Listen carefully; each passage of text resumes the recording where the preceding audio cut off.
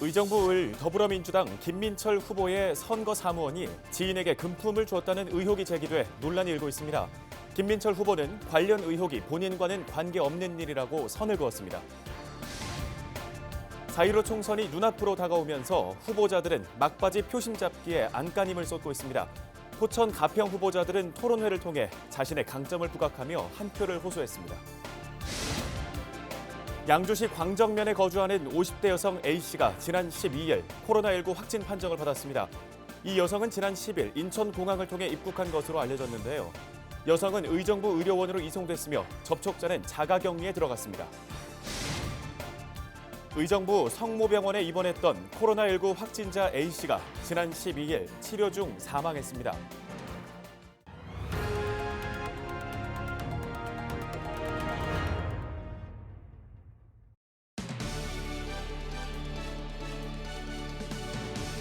시청자 여러분, 안녕하십니까? 헬로티비 뉴스 나라 시작합니다. 오늘의 첫 소식입니다. 4.15 선거를 코앞에 둔 시점에서 의정부 을 지역구에 출마한 더불어민주당 김민철 후보가 악재를 만났습니다. 선거 캠프 관계자가 금품 제공 의혹에 휘말린 건데요. 의정부 선거관리위원회가 사실관계를 조사하고 있습니다. 이지훈 기자의 단독 보도입니다.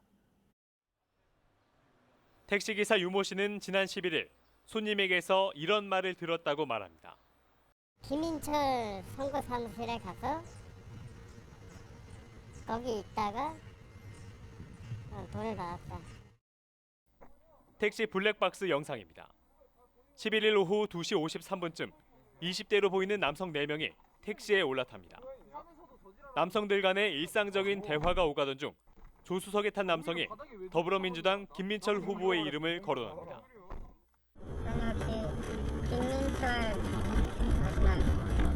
김민철? 이후 남성이 김민철 후보에 관한 별다른 얘기를 하지 않자 택시기사가 묻습니다. 아까 왜 김민철 얘기했어? 회했어? 아니요. 저희 거 갔다 왔거든요. 어디? 뭐지? 사무실? 남성은 그러면서 김민철 후보에게 투표하겠다고 말합니다. 왜 김민철 투표하게? 사실 저는 다 읽어보고 하게. 전해야 된다. 그런데 남성과 일행들과의 대화 중 남성이 10만 원을 받았다는 말이 불쑥 나옵니다. 10만 원 받았다네. 그러니까 맡겼어요, 엄마. 10만 원이 없어. 어디서? 어머니, 의장님한테.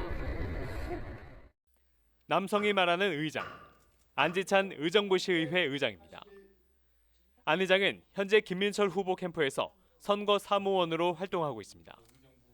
택시기사는 해당 영상을 김민철 후보의 지역구 경쟁자인 미래통합당 이영석 후보 캠프에 전달했습니다. 이 택시기사는 미래통합당 당원은 아닌 것으로 확인됐습니다. 공직선거법 제113조와 114조는 선거 후보자는 물론 선거 사무장이나 선거 사무원 등도 선거 기간에는 후보자 또는 그 소속 정당을 위해 일체의 기부 행위를 할 수 없도록 했습니다. 안지찬 의장은 어머니에게 돈을 준 사실이 없다면서 아들에겐 빌려준 것이라고 해명했습니다. 딱 잘 아는 사람인데 거기 사무실에 있길래 이렇게 보고 나오는데 애들이 있어가지고 애들 어디 간다랬고 가는데 차비가 없다 해서 빌려줬다고 받았어요. 김민철 후보는 안 의장의 금품 제공 의혹이 본인의 선거와는 관계없는 일이라며 선을 그었습니다. 네, 전혀 우리하고 관계가 없는 거니까 캠프하고 연관 지으려고 이제 이렇게 하는 것들이 이제 보이는 거예요, 지금. 의정부 선거관리위원회는 안지찬 의장의 선거법 위반 여부를 조사하고 있습니다. 지난 12일 제보자인 택시기사를 불러 조사한 데 이어 안 의장에 대한 조사도 진행했습니다.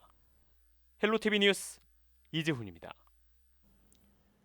4.15 총선이 눈앞으로 다가오면서 후보자들은 막바지 표심 잡기에 안간힘을 쏟고 있습니다. 포천 가평 후보자들 역시 토론회를 통해 자신의 장점을 부각하며 한 표를 호소했습니다. 김호 기자가 취재했습니다. 포천 가평 선거구의 최대 화두는 포천 석탄 발전소 문제였습니다.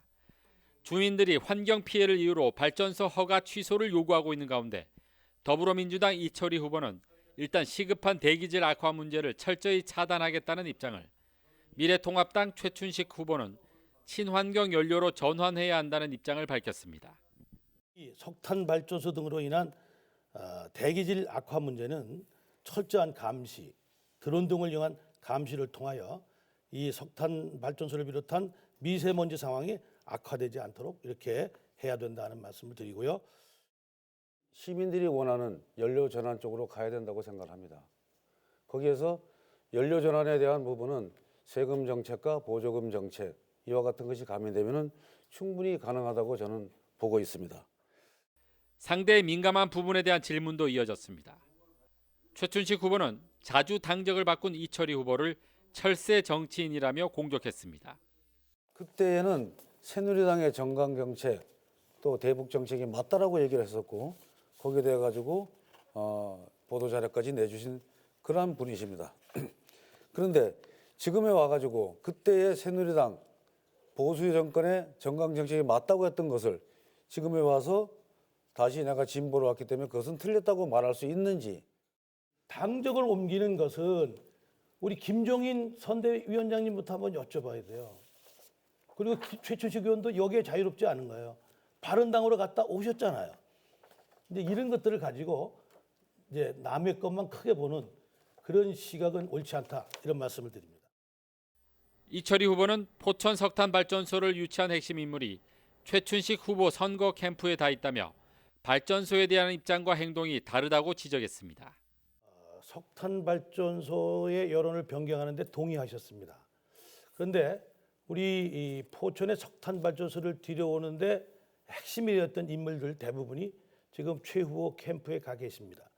그분들도 다 동의하신 내용입니까? 지난 지방선거에서 민주당은 맑은 공기에 한 표라는 슬로건으로 완전히 이 지방의회, 우리 지역의회를 싹쓸이했습니다. 그런데 그 맑은 공기에 한 표라는 슬로건을 내걸고 간 민주당이 지금에 와가지고 무엇을 하고 있습니까?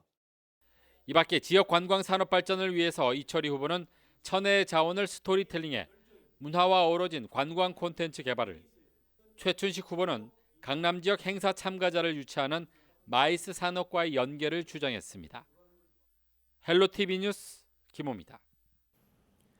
의정부 선거관리위원회는 투표 용지를 촬영한 후 SNS에 올린 선거인 A씨를 검찰에 고발했습니다.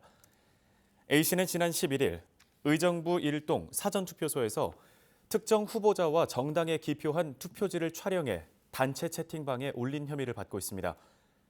공직선거법에 따라 기표소 안에서 투표지를 촬영하면 2년 이하의 징역이나 400만 원 이하의 벌금에 처해집니다.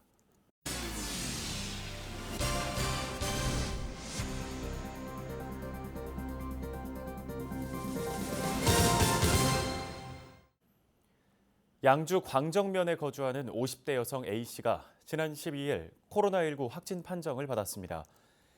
A씨는 지난 10일 인천공항을 통해 일본에서 입국했으며 11일 자차를 이용해 양주시 선별진료소에서 코로나19 검사를 받았습니다.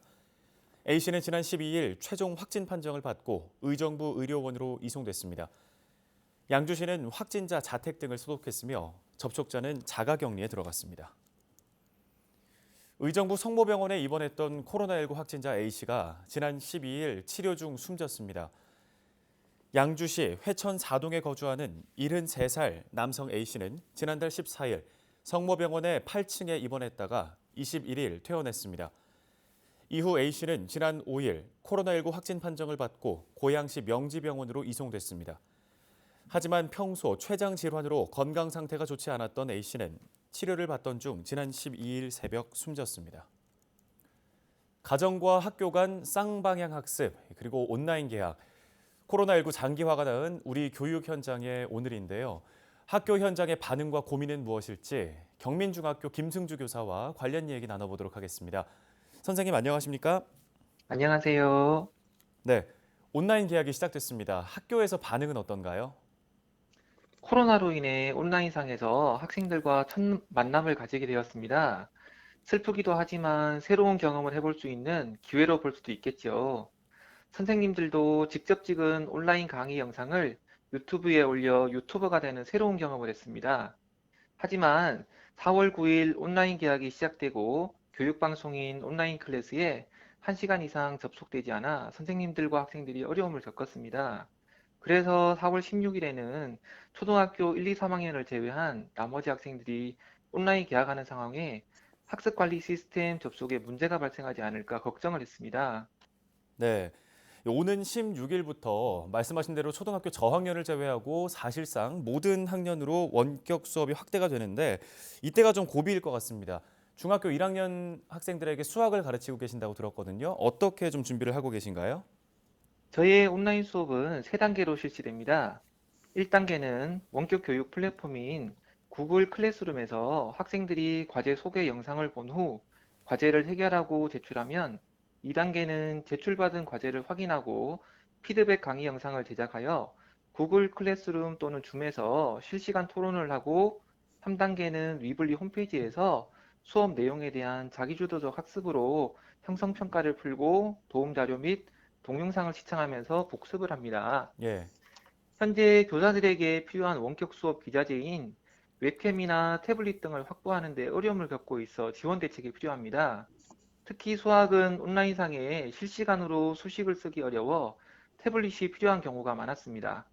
온라인 수업과 오프라인 수업의 차이를 줄이고 수업 집중도를 높이기 위해서는 학교 현장에서 필요한 기자재를 갖추어야 더 좋은 수업을 할 수 있습니다. 네, 알겠습니다. 이 온라인으로 개학을 한다는 게 지금 상황에서는 불가피한 선택이긴 한데 이 수업에 집중을 하는 학생들이 좀 떨어지지 않을까, 그리고 학습 격차가 벌어지지 않을까 하는 우려들도 나오고 있습니다. 이 부분 어떻게 보시나요? 자기주도적 학습력이 있는 학생들은 온라인 수업에서 적극적으로 참여하겠지만 자기주도적 학습력이 약한 학생들은 온라인 수업에서 집중도가 떨어질 수 있습니다. 학생들이 스스로 할 일을 계획하고 학습할 수 있도록 선생님과 소통하고 상담을 받는 것이 좋습니다. 또한 저소득 가정이나 다자녀 가정 학생들에게 스마트폰이나 스마트패드, 프린터 등 온라인 수업을 듣고 출력할 수 있는 기기를 충분히 지원하기 어렵고 원격 수업에 대한 교사 교육이 미비하고 기자재도 부족해 지역 간, 계층 간 학습 격차가 심화될 것이라 생각합니다. 네, 지금 학부모님들의 걱정도 굉장히 클 것 같거든요. 어떤 자세로 좀 이 원격 수업과 학습 지도에 나서야 될까요? 학생들이 원격 수업에서 올바른 언어를 사용하고 다른 사람을 존중하는 마음가짐도 같이 준비해서 열심히 수업에 참여하게 지도해 주세요. 수업에서 선생님이 질문하고 학생들이 대답하면 맞다, 틀리다라고 하는 대신 너의 생각을 더 말해줄래? 또는 왜 그렇게 생각하니? 라는 말하기를 통해 서로의 생각을 공유하고 생각하는 힘을 키워 문제 해결 역량을 기를 수 있습니다. 학생들이 서로의 아이디어를 말하는 용기와 열정을 가지고 수업에 참여하게 응원해 주세요. 네, 알겠습니다. 이 선생님께서도 학생들이 온라인 개학에 좀 잘 적응할 수 있도록 지도해 주시기 바랍니다. 오늘 말씀 감사합니다. 수고하셨습니다.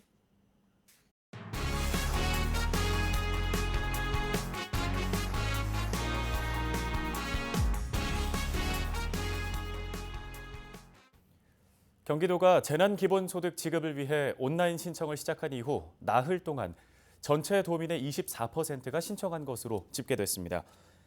경기도는 지난 9일부터 재난기본소득 신청을 접수한 결과 나흘 동안 315만 8천여 명이 접수했다고 밝혔는데요. 이는 전체 도민 1,327만여 명 가운데 23.8%에 해당하는 수치입니다. 신청 금액은 5천억 원이었으며 시군별로는 경기도와 동시에 지급하는 화성과 용인, 성남 등이 많았습니다. 경기도가 코로나19 확산으로 어려움을 겪고 있는 중소기업 그리고 소상공인을 위해 5조 2천억 원의 자금을 지원합니다. 지원 대상은 코로나19로 피해를 입은 도내 중소기업과 소상공인이며 중소기업은 최대 5억 원, 소상공인은 1억 원 이내에서 지원됩니다. 또 경기신용보증재단을 통한 특별보증 규모도 기존 3조 1,100억 원에서 4조 300억 원으로 9,200억 원을 늘려 유동성 위기를 해결하기로 했습니다. 4.15 총선 투표 인증샷과 당선자에게 바라는 점을 카카오톡 제보 25로 보내주시면 선거 당일 개표 방송을 통해 생생하게 전해드리겠습니다. 뉴스를 마칩니다. 시청해주신 여러분 고맙습니다.